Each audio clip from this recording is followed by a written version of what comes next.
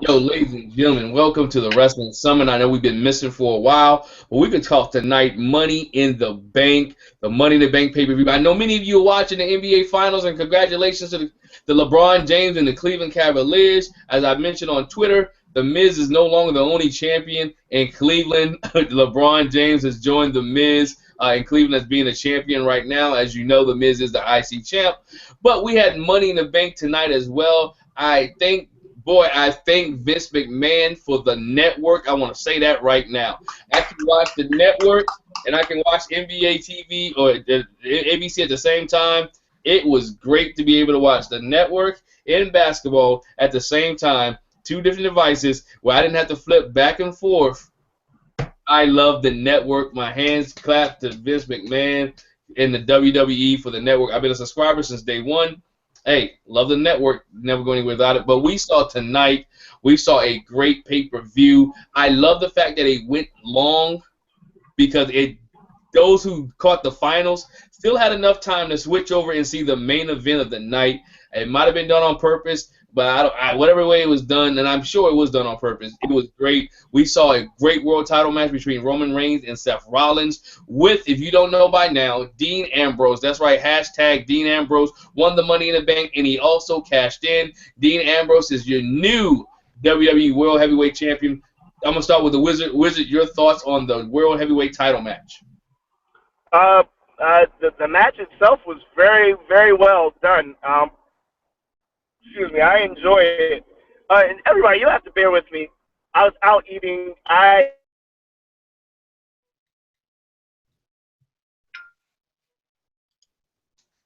He is on the road.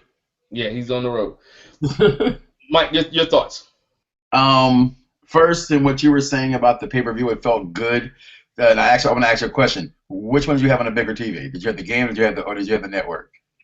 On the bigger TV, I switched and flopped. Sometimes I would have the game on the bigger network, then I would switch to the TV. So I went back and forth. I ended up watching majority of the pay-per-view on my iPhone. Okay, so I did the other way around because I had the kids watching the pay-per-view. But then when the fourth quarter came, they were like, "Dad," I was like, "This is Rusev and Titus O'Neil." Exactly what I did. Fourth quarter, Rusev and Titus O'Neil, 1 minute, 30 seconds left in the game, and I was on the basketball game. Yeah. Switch it. There you are, Curry. All right, Corey. Corey. I was speaking of Stephen Curry. But the pay-per-view, excuse me, I can't say it was really great there, in my opinion. I thought it was a solid pay-per-view. I thought the way it was hyped, the matches that were hyped were excellent. The other matches I thought kind of let the show down overall. So overall, I gave it a very good grade, and I'm excited to talk about this pay-per-view. Corey, before you cut out, what was your thoughts? No, he'll come back in. I mean, I'm agree with you on that because the very first part of the matches, Uh, I'm not gonna say a lie to anybody. I took a nap on the no, pre- I took a nap on the pre-show. no, I, it's a I had the pre-show. had the pre-show on, but I took a nap. I didn't care for Golden Truth who won, by the way. Golden Truth won, and I Yeah.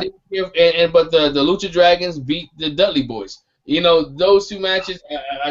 I took a nap on, but it opened up with the tag team match. I thought that was a great match where New Day retained the title. We saw a lot of spots there. We saw a lot of tag teams. The tag team division in the WWE is viable, is alive yet again. So I thought that the tag team division was great. I thought the tag team match was good. In the WWE, I thought the ladder match was good. I thought the women's match. I said on the Wrestling Marks of Excellence this week there would be a turn in the women's match, but I thought it would be Becky Lynch turning on Natalya instead of Natalya turning on Becky Lynch at the end. So I had a turn, but I was just wrong at that.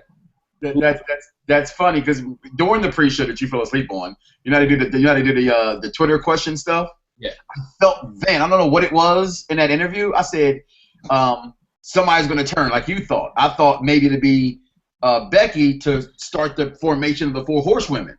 You know what I mean? I thought that was going to happen, so I didn't see Natty turn coming. But I think Natty needed a turn like that, and then I didn't like that whole dynamic of what they did with that tag team match. I know they were trying to create space for people to come back when Naomi's hurt, as well as Sasha Banks is hurt. Well, And I don't know. Naomi's not hurt. Naomi's out filming the Marine 5 with the Miz. Okay, that's where they're both are going. Okay, I knew that was part, but I thought somewhere I read that she might have got hurt from one of our our reporter. I thought I read that about a month or so ago. Was hurt, but she recovered, but she still had to meet the obligation to film the movie. She was not going to turn down that movie paycheck. And who did Paige piss off? Because she is completely gone from the women's scene, in my opinion, on that whole thing. Yeah, but she's still there with Alberto Del Rio, though. So let's get back to the main event. Paige just beat Charlotte a couple weeks ago, right? Yes, she did. She beat Charlotte. She rolled her. It was raw. It was interference. Like roll up kind of win. So Wizards, since we have it not a win? It is a win. It's a win. It's a win, just like Cleveland won. But anyway, Wizard, you're back. Your thoughts on the main event?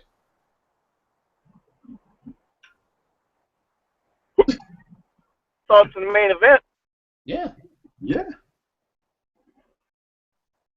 You keep fading. Yeah, I did.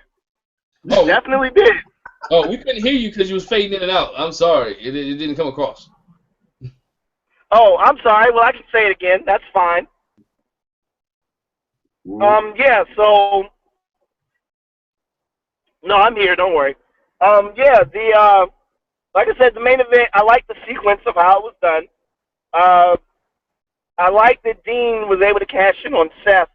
I like that Seth actually beat Roman. Just to end the linear argument of, who would be the champion, because, Seth never lost it, and Roman picked up where he left off, so good. Seth pretty much, closed that argument. So, but Dean cashing in, like I said, if anything reeks of a brand split, Dean Ambrose is WWE champion reeks of a brand split. So.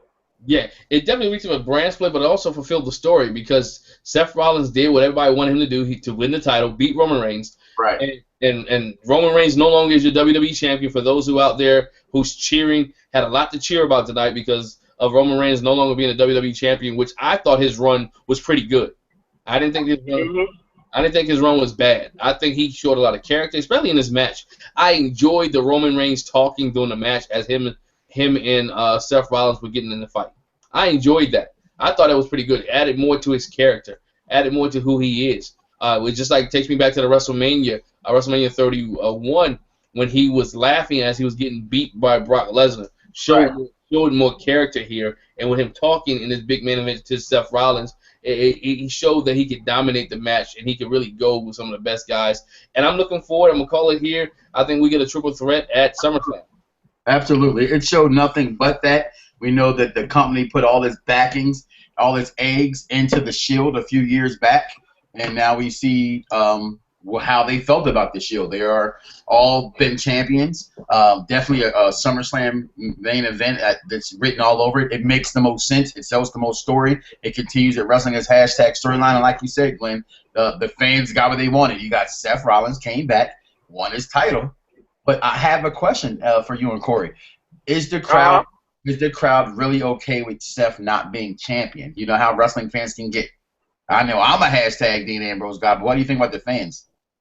I think they are because he's still in the title hunt. When you look at Seth Rollins, you think Seth Rollins can beat Dean Ambrose any night of the week. If they wrestle 10 times, you would say Seth Rollins win 9 out of 10. So when you have that type of person chasing that heel, chasing a face for that type of title, and Dean Ambrose is that little bit of face type guy, you think you can get that. And I think fans will appreciate that Seth Rollins is still in the title hunt. He's still chasing after Dean Ambrose, and it could actually beat Dean Ambrose anytime he wants to. Good point. Yeah, I agree. Fans are fine with it. Excuse me. For some reason, I see Dean Ambrose turning heel. I wouldn't be surprised. I wouldn't be surprised. To me, I think it's kind of a payback. If you look at Dean Ambrose, he has been a workhorse for the last couple months in the WWE. He's been doing things that that WWE wanted him to do. When Seth was hurt, Dean Ambrose was there. He's been in the main picture for a while, and so it's a good thing for Dean Ambrose to win now. It's kind of quirky, and it's kind of to what I thought about when he won was like, man, Dean Ambrose is a world heavyweight champion, and Roddy Piper can never get it. Wow. Put it that way, that's not. Oh, come on, stop it! They're over 30 years apart. I know that. No, I'm not. I'm just saying this is my mind. I'm not talking about wrestling fans. I'm not trying to throw anything out there. I was like the characters kind of similar, kind of the same. And I'm like, I know it's 30 years difference, but I'm just like, Dean Ambrose got it good. But it doesn't really. We talk about the new era right now with this. There is a new change, and people may not like it. It is a new era. The indie guys really run the WWE right now. Yes, they do. The indie guys are really in control of the WWE, whether you like it or not. Whether we know Vince is listening to Hunter right now because it's making a lot of money and making a lot of sense to let these indie guys, Ring of Honor, New Japan, or whatever case may be, guys become the WWE champions. Yeah, no, absolutely. And if you take Roman out the equation, that's it. Roman, you got to take Roman out because he really didn't do the indies. He is one of those WWE homegrown guys, but the rest of the people are indies who are stars in the company. So that was a great match. But let's go to the other match of the night that was pretty good, and that was the John Cena versus AJ Styles match. Mike, I'm gonna start with you. Were you surprised how early on it went that AJ was always one-upping John Cena, or you really enjoyed that part of the story? I like that part of the story. I like one of my best parts about that match was when he, typical John Cena throwing an opponent against the steel stairs, and the way that AJ Styles, jumped over him, got back in the ring. How John Cena, being the technician he is, because he is the face that runs the place, sold the story of being confused and being frustrated in the match. Not like the frustrations he's had with, like, say, a Brock Lesnar, where he just can't stay down.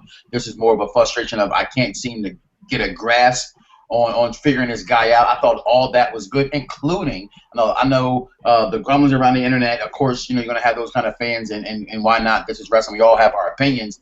The grumblings about they didn't like the way that he won the match. And I stay with the fact that I thought Cena would win the match. The reason why I thought Cena would win, because I figured if Sting couldn't come back on his first time, again, a big match and win, why AJ Styles? And people who say John Cena always burying somebody and never putting people over, well, guess what? John Cena lost to AJ Styles, and to me, the way he should have lost, because it sets up the storyline to continue for those two as well, that he didn't win it by himself. So I love the dynamic of the match, the storyline aspect of the match, and everything that was involved in there, Corey. Yeah, no, it was done exactly the way, like you just said, the way it was supposed to. If AJ is going to be a heel, you don't need him beating John Cena clean. So any kind of complaint over that, it doesn't make any sense to me. Yeah, it doesn't make any sense. You want the heel to win. As a heel, you need to cheat to win. You grab the tights or you roll up. You have some outside interference, and it's a great way to do it. And this storyline can go on for months. You know what I'm saying, with AJ and John Cena, and the fans will get 3 or 4, maybe 5 matches out of it, and they'll love it. Each one of the matches will be good. Which eventually Cena will get the one up, but it's not for a title. I'm interested to see how this goes into the brand split, because we're less than a month away from the brand split. And we know both of those guys, if this feud continues, they will continue to be on Raw.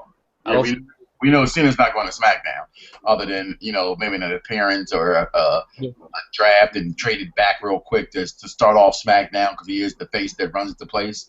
But he's definitely going to be on Raw. So you think a second title will be created? Or are we still too far ahead to even know? Because I think the possibilities are endless when it comes to the brand split. I think if you do a brand split, you have to create a second title. My thing with the brand split is, if you're going to split the brands, they're 2 different brands. So you're going to have a major champion in that brand, unless you're going to make the Intercontinental Championship your next major title.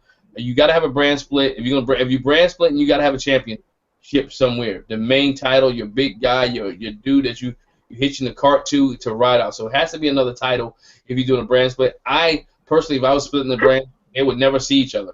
They would never. If you was on Raw, you would never cross over to SmackDown. SmackDown would never cross over to Raw. We would keep it totally separate. The 1 month will be a Raw pay-per-view, 1 month will be a SmackDown pay-per-view, and then the 4 big pay-per-views will come together and do something. But I would keep it totally separate, like NXT is right now. That's just my take on it. My thing real fast on that is I don't want that to happen necessarily, because I do, in a sense of how, I remember in the beginning of the brand split where you had the separate pay-per-views and things along those lines. I thought that was good, but I think you got to have some kind of an interaction with the other federation. Maybe not where titles can be concerned. Maybe you can still have other storylines go. I don't know, but I would like to personally see some kind of dynamic between the two when that happens, because something's going to happen with the way these matches went tonight. Whether, now we don't have a Money in the Bank winner, so there's no question of a briefcase coming into play in the next year. So that's already been done now that Dean Ambrose cashed that in. So with AJ Styles and Cena, like you said, we know they're going to be there. I don't think the club leaves either. I think wherever AJ goes, the club go. But let me ask this to you, Corey. With this rivalry going on, maybe this could be a reason for the split as well. So that way Cena stays on Raw and AJ Styles goes to SmackDown. Can he be the face to run SmackDown, do you think? Yeah, I think John Cena will get he'll get his win back. So I think AJ and Cena stay on the same show, to be honest. Okay. I really do. Yeah, I do too. I think they stay on the same show and they do what they need to do. My biggest question is what you do with all these tag teams that we have developed and that we have created now. You have a viable, as I mentioned earlier, a viable tag team division. You know what I'm saying? All your tag teams on one show, or all your tag teams on this other show, or you split them up. We have the New Day, who are your champions for 302 days. It's midnight now, so as of tomorrow, yeah. Yeah, as of tomorrow, 302 days. Well, right, it's midnight now, so 302 days. They're your champions. I'm going into a Battleground, which is the next pay-per-view, coming from Washington D.C. to Verizon Center. So you have that coming up with New Day. So you look at all these tag teams. That's the $1 million question. Where does the tag teams go from here? New Day with the win. Enzo and Cass look good. Vaudevillains are still great. You had Gallows and Anderson put on a great match. There were some missed spots here and there, but I would expect that from a fatal four-way match, that you will miss some stuff, that some timing would be off. It's a lot of moving pieces. You gotta think about it. That's 8 guys who have to be on key. You know what I'm saying? Be on point and have timing. Yeah. It's gonna be some botches. I saw people talk about, oh, there's a botch. Let's see you do it. You know what I'm saying? Put on a 15, 20-minute match with 8 moving parts, and everybody got to be in the same spot at the right time. So, but either way, that was a good match to kick it off. Good showing there with New Day retaining the tag team titles. No, you're right. Y'all thoughts on the New Day match? New Day. I mean, it was going to be one or the other. Either New Day won, they staying together. If New Day had lost, they were splitting them up. So now we know they're staying together. Well, I didn't see a split from the New Day until at least they break the record. And I'm gonna be on the same lines I was when it came to the Shield. I don't think the New Day needs to break up. I don't see, and well, I've seen them separate before. I saw what the company believes in them separately. So I think as long as you keep those guys together for as long as you can keep them together for, a la Freebirds, maybe get a little bit more. That's the only thing about the New Day that I'd like to see more from them. Is a little bit more interaction from whoever the third man is outside the ring. A little bit more than what more than just the antics at ringside. I want to see them actually get involved in the wins more. I know they're faces and whatnot, but they're faces with heel personas. So they should still be able to do trickeries and matches like that as like heels would do, because that's how they carry the titles at any given time. Any one of the members can defend the tag team title. So with that being what they've allowed them to do, why not have them have some antics and whatnot? But the match itself, I thought it was pretty good. But if I had to go right now for match of the night, I have to go with a match that started off slow, and that is Seth Rollins and Roman Reigns. I thought yet again Roman put on a heck of a match, and when Seth Rollins caught the spear into a pedigree, my youngest son got up off the couch like, "Oh my God, did you say that? He turned the spear into a pedigree." I just thought that match was incredible, and I don't think people are going to give it credit.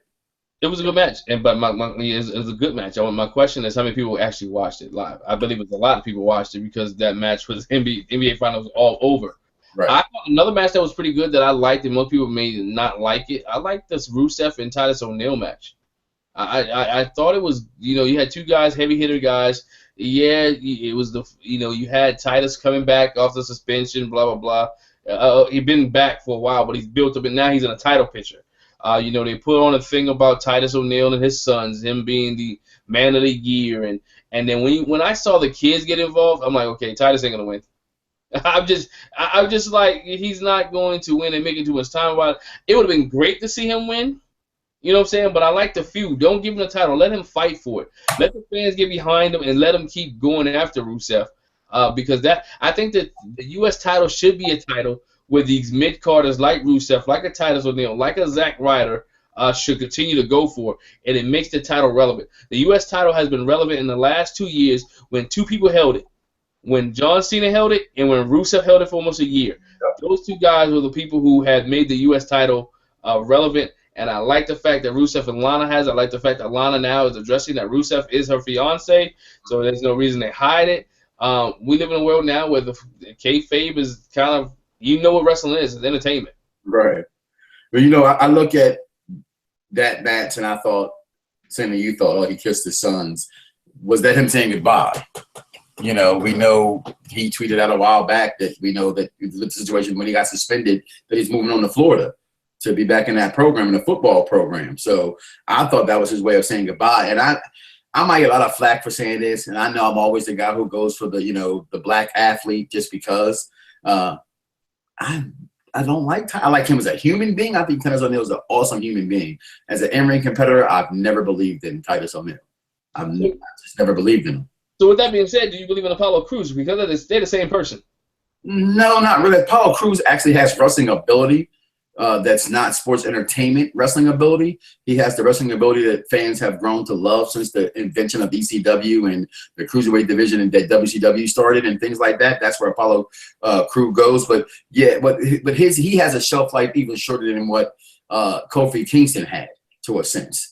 You know, where he's just going to be who he is. I was completely shocked that he beat Sheamus tonight. No.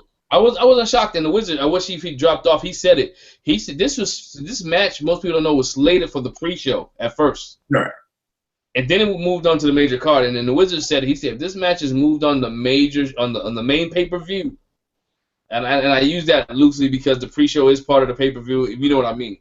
But you know, so he said if it's moved, then Apollo Crews will win. It's just that I went from thinking he could be the first African-American champion in the WWE until looking at certain aspects of what they look for in champions, and he doesn't have that look. He just doesn't have the look that the WWE has gone with. I'm that guy. We already had an African-American WWE champion, and his name is Dwayne Johnson. Now, if you're the guy who's darker and the one that WWE may recognize as a African-American, then you can say, but with Dwayne Johnson is the African-American. Okay, for argument's sake, yes. Okay. But they didn't build him that way. You know, he's not built as his father. He's built as his grandfather. So they build him, they promote him, and we go back into the annals of The Rock, and how people didn't even know he was black, even in the Nation of Domination. Is he Puerto Rican? Is he small? And I just be like, huh? What do you mean is he Puerto Rican? Does he look anywhere near like a Puerto Rican to you? Or, you know, but if they would not let Bobby Lashley, the darker, fair skin, win the title, I don't think they will, you know. Lashley was on his way. People don't realize Bobby Lashley was on his way. I thought he was, but he didn't get it. So. But he could not. There were some things that was lacking in Bobby Lashley's arsenal. And so Bobby Lashley, remember, Bobby Lashley was in he was in the main event with Vince McMahon and Donald Trump. I remember that. Convenient. But you got to take this into consideration also that what Bobby Lashley had, you say he limited. Where? Because I think he's a better in-ring wrestler than Roman Reigns. He was limited on the fact that he could not talk. Bobby Lashley, mic skills needed to improve. Yes, amateur wrestling-wise, Bobby Lashley could run the ring around a lot of the guys. Bobby Lashley was a great amateur wrestler. When I said it right, he was the Black Brock Lesnar. Yes, he was. Bobby Lashley, he was great. Bobby Lashley was on his way. It's just that at the time, Bobby Lashley said, you know, I got to leave, I got to go. And then he didn't have that Brock Lesnar to go against. I mean, his biggest feud was Umaga. So he had to be in the time of the WWE where there wasn't many people who could really go up against him. You see what I'm saying? Right. To make him bigger in the feud than what it was. So Umaga was one of the biggest things that he did. He had the ECW title. You know, we talk about Bobby Lashley. I know this is not the black show of wrestlers, but Mark Henry should have got it. But that's a whole different story, different day, different show. I didn't think that he was going to knock off Sheamus. I thought maybe, and maybe you're right, and if I had paid more attention to it, it's kind of the Corbin situation all over again, where if this was on the pre-show, Sheamus wins it. Because it makes no, it doesn't give you the sense of a big win, like when Dolph Ziggler beat Corbin the first time on the pre-show. Right. When they made it to the pay-per-view, you had to put your younger guys over. And again, I said it before, if you can't look at the pre-show anymore and look at the Dudleys losing to the Lucha Dragons, these legends, these veterans, if you will, are here to put over the young talent. And you got to say, for all the talk, for all the negativity that this company has taken over the past few years, including leading into WrestleMania, which I thought never made any sense. Like, as a fan, you can clearly see a lot of these guys are hurt and not there, for different reasons. It ain't like they put on a bad show because that's the show they wanted to put on. The show they wanted to put on, they couldn't put on because guys were, as they called it, hurt mania. So, you get these guys back, and I just think what they've done with younger talent, mixing in with the veterans, mixing in with the legends, the tag teams, the divas, all included. I got to give an ovation to the WWE for changing the norm, if you will, so to speak, Derek Lynn. Yeah, I mean, especially changing the norm, and like I said, even when you go to the ladder match, of course, we know Dean Ambrose won the ladder match. You have to go to this ladder match was a good match. They did some different things. They didn't kill their bodies so much, but with the high-flying tech, they did different things. They used the ladders more in the way they try to construct it, figure it out, put things together. It wasn't too many false finishes where this person almost grabbed it. I like the fact that all 6 guys were on the ladder at one time. So they really I thought he had it for a second, Glenn. And then when I watched him he kept looking down. I said, oh. He can't be that guy. He has to get better at the ladder match thing to keep looking down. I mean, I understand that. Or the camera people and Kevin Dunn in the production truck got to be better to not show his face as he looks down and looking for somebody to come. And we got to be slower on the ladder. And that's easier said than done. I haven't been in a ladder match or nothing like that. So I can say that. What do I know? Like, oh, I got to look. I got to look. What do I know? I'm just that realist. But, he's that Daniel Bryan guy where he's not going to win. If he's going to win the title, it's not going to be a ladder match. It's not going to be a cash in the briefcase. I always thought, and I always said this, and I said this on the show, Wrestling Marks of Excellence, that if Sami Zayn would have won, he was going to lose the Money in the Bank briefcase. You said that. You said that. And keep that. I thought that as well. I thought he would win it, and somehow Kevin Owens would steal it from him. If that makes sense. However, it's wrestling, so anything can happen. But every time we tried to cash in, Kevin Owens would be there. I thought that would make for a better storyline. But obviously, I'm happy with the storyline as it is now. Dean Ambrose winning and setting up the Shield at SummerSlam. I mean, isn't it amazing how? And then this is where for the wrestling fans, I tell this all the time, and I'm a wrestling fan, but I'm a patient wrestling fan because I let storylines play out. I very rarely say this is garbage. I hate it at the beginning of a thing. Right. I let it play out. Wrestling fans wanted the Shield 2 WrestleManias ago, I believe, or WrestleMania ago. Right.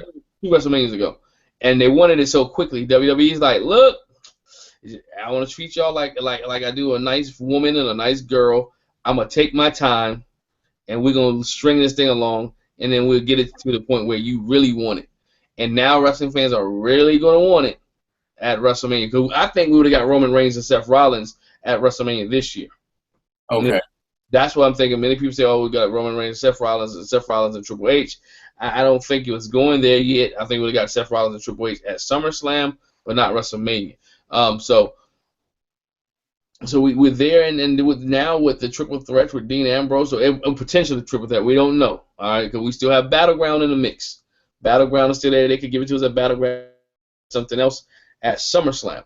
But here we will see, because if we think about it, Roman is due a rematch with Seth, but Seth doesn't have the title. So who does Roman get his rematch with? And then Seth is supposed to get a rematch because he technically was a champion, and so Dean beat him, and so so that's the complication piece in there. But then you got, when you throw Stephanie McMahon and Shane McMahon in there equation now, you have a lot of things that's going to take place starting tomorrow night on Monday Night Raw. So I think it's good. I mean, you may even have Chris Jericho come out the mix and like, you know what, Dean Ambrose, we had the Asylum match, we did this. I'm fighting you tomorrow. So I think WWE right now is at the highest it's ever been. Not ever been, but right. Where it's been lately. I think it's good right now. They're keeping up. Think about Monday Night Raw tomorrow. Is no NBA Finals. There's nothing. They're kind of unopposed tomorrow again as far as ratings, and people are going to tune in to see what happened at Money in the Bank, because as I said earlier, many people were watching the NBA Finals, and a great job by WWE to have the main event after the finals, kind of after the finals, the champion was already declared. I was like, oh my goodness, they're getting ready to go in overtime. It's going to mess the WWE's plan up. Mm-hmm. So, but that's what I know Corey dropped off, but Corey was saying how smart of Vince McMahon, because to notice, or the production team in the back to notice, hey, there's like 3 minutes left. Let's go to the pre-show people. You know, Renee Young and those guys, talk a little bit longer. Get that other match out that kind of we forgot about. Looked at the clock, was like, whoa, how's this going to go? You know, that's going to be a short. That's going to be a short main event. And then not to take over. That match started at 10:36. I looked at the clock. the Roman, the Rusev and Titus O'Neil match started at 10:36, and I'm like, either this is going to be a short match, or we got overtime tonight on WWE Network, baby. And it went overtime, 11:30. You not only got one main event, you got two main events. You know, so again, I want to know who has the shortest title reign now in WWE history. Oh, Yokozuna still is going to have the shortest title run. You know, it's still shorter than, I don't know, that cash-in was pretty quick. He tashed in, bell rang, DDT, it was over. You know? I think it may be between Yokozuna and it might have been tonight, but I think Yokozuna still has the shortest reign. When Hulk Hogan dropped the leg on him, he won, and the next thing you know, Hogan comes out and ding, ding, ding, ding, we got a new champion. Hulk Hogan is your champion yet again. You know, I like how WWE is not insulting the intelligence of the wrestling fan. Yes. About the AJ Styles. I think that has not been mentioned too much in the way they do things. We see the IWGP title. We've learned ways that, of course, they're not going to say TNA, but they're going to say, you know what I'm saying, we see that they have a relationship with New Japan. They show a lot of New Japan stuff, and they work things in there, and which is good for AJ Styles and good for the WWE, because many years ago they would have assaulted our intelligence. Like AJ Styles just came out of the blue, and all he is been a WWE wrestler for all his life. Right. But I like the fact they don't assault our intelligence with that.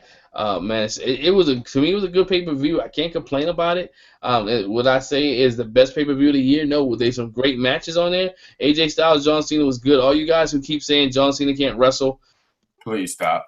Stop. Just stop. Please stop. Just stop it.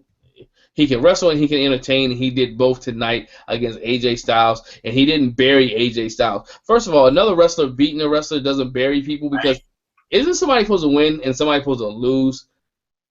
I always thought that. I mean, that's what we watch everything for, winners and losers. Yeah, that's why I don't watch soccer.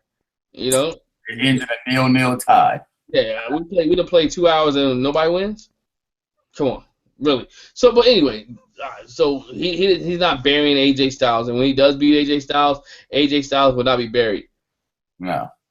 We're not, and we still got to get Bray Wyatt back. We still got to get Randy Orton back. We still got it, man. It's just so many people that we still, Luke Harper and Eric Rowan, and we got my big man. What's his name? The big dude, Braun Strowman. You know, got to come back. The whole Wyatt family. So it's people out there right now who needs to come back, and the WWE is right now is strong, very strong. So, well, I'm loving it. I'm liking it. I'm excited. Wrestling's in a good place right now.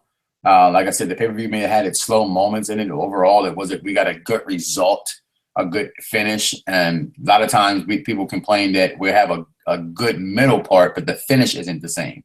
Well, this time you got a good beginning, a good third quarter, and then a good ending. And I thought that's what the pay-per-view should be about. So overall, I agree with you. It was a pretty good pay-per-view, all things considered. Yeah, even Baron Corbin and Dolph Ziggler was okay. And I hope that feud is finished. Yeah, it has to be. It has to be. And I said this on the Solon Sports earlier last week about where I see Baron Corbin going and where I see Roman Reigns. I think that's a potential matchup a year from now that we're going to see. Yeah. Baron Corbin, because eventually, eventually Roman Reigns is going to fall out of the top tier contender guy, not to no fault of his own, I believe. But I believe they are kind of going in a different direction. Maybe he can be the face of SmackDown. Maybe he can be, but I see Roman Reigns getting an IC title. I see Roman Reigns getting another, maybe getting a U.S. title run as well. I can see Roman Reigns getting a U.S. title run against Rusev. So, a win against Rusev and having a U.S. title before he fully falls out of WWE grace. Yeah, well, that's coming around the corner when she comes, as they say. Yeah, come around the corner. Hey, closing thoughts, closing words, so we can get up out of here. I gotta go drive to Cleveland and celebrate. Well, I'm not going to Cleveland to celebrate ever, and I can't believe that I picked them to win the NBA championship. As my one of my co-hosts said, he said, "Man, I've been doing radio with you for so many years. The fact that you praise LeBron this way is crazy." And I go, "It wasn't a LeBron praise. I just felt that all year long, all playoffs long, it's been about one team, one player." And for the first time in LeBron James' history, he didn't have the focal point on him. So shout outs to him. Now that that's over Cleveland, you can go back to me not liking your city. But as far as wrestling is concerned, cannot wait for Raw tomorrow. I thought the paper, again, after I talk it out intelligently, with intelligent wrestling fans, it was a pretty good pay-per-view. We got what we wanted it, and that's all you can ask for. You got young talent got over. You got your AJ Styles got over. Cena lost. Roman Reigns lost. I mean, what complaints can you have about this pay-per-view? But I'm quite sure somebody's going to find some somewhere. But overall, again, this is the best place wrestling has been. Can I throw this number out there? 5 years, at least. Where it's a consistently good program, not a couple good, pay-per-views, but a consistently good program. This is where it's been. It's been a while. I gotta say, at least since WrestleMania 28, going into WrestleMania 28. And one of the reasons that is a consistent good program because you have workers, wrestlers in the business. We talk about this all the time, and people understand the Indies is your modern day territories. Right? These guys been in different indies. They've been in different territories. They wrestled all over the world. If you look at the mid-'90s or look at the early 2000s, a lot of the guys came in, didn't do indies. They came from FCW or they were second generation of stars. They didn't wrestle on that circuit. Now you have guys who've been journeymen journeymen around the world, and they establishing wrestling again. Look at what we had in the 80s. In the 80s and 90s, most of those guys had wrestled in UWF. They wrestled in Mid-South. They wrestled in Power Pro. They wrestled in Smoky Mountain Wrestling. They wrestled with Vern Gagne, AWA. They wrestled in NWA, Atlantic, in Mid-Atlantic Wrestling. So they had wrestled all over the world, and they've been wrestling for years. You see what I'm saying? And then we had a shift after the Attitude Era. Some of the guys who didn't wrestle so many, they might have wrestled Ohio Valley Wrestling, but they didn't wrestle. We wasn't wrestling for 10 or 15 years. We were just bringing guys up after 2 years of training or 3 years of training, and they didn't really get their feet wet. But except for John Cena, who became a star out of that group. You see what I'm saying? And then you had the Randy Ortons and the Batistas, the ones and twos that was good. But majority of those guys couldn't hold weight. But then now we back to the guys who've been wrestling 13 or 14 years, and now those are the guys who are hooking the company on their back and carrying it to a new era. And so that's what's important here. Those guys will continue to rise up, and the NXT guys will come up, and we have guys who can take the WWE to another level. I thought the pay-per-view was decent. I thought it built itself up to a good point where it needed to be built up to. I thought the matches that was placed were placed good. The Divas match around, I believe the Divas match was placed. John Cena's match, if you really look at the time, because that was meticulous. It was right at halftime. So you could watch that match, and you may not switch back to the game because John Cena's taking on AJ Styles at halftime. So you had those things, and I think they did a good job placement of matches. And WWE is good right now, and I'm looking forward to the future of WWE. But right now, I'm looking forward to Monday Night Raw. And real fast, for those who say wrestling fans this and wrestling fans that, well, Kevin Love celebrates his NBA Finals win in a Stone Cold Steve Austin T-shirt, chugging Austin-style beers in the locker room. So everybody's a wrestling fan. They just don't know it. They just don't talk about it. And I'm happy for Kevin Love. He showed up tonight. So he showed up with 14 rebounds, 8 points. That's what they need him to do. He's the Dennis Rodman of that team, and I'll call it. I know this is wrestling, but basketball, if someone asked me, I told it at the beginning of the year when the Golden State Warriors was on their run, I said they would not win the championship. They would have a run. They'll probably break the record, but they won't win the championship. And I was thinking a la New England Patriots. Well, like this meme says, 79 and 73 and 9 isn't bad, but 72 and 10 just has a better ring to it. Go Chicago Bulls, go Cubs, go all my teams. So with that being said, Glenn, check out the Soul on Sports Monday through Friday, 5 to 7 on WHAP, Fox Sports 1340 AM, Hopewell, and on wherever you got a Stitcher app or a TuneIn app, or better yet, just go ahead and listen toll free at 641-357-3516, and also on the Fox Sports 1340am.com website. Hey, good night, ladies and gentlemen. Catch you next week. Yeah. Peace.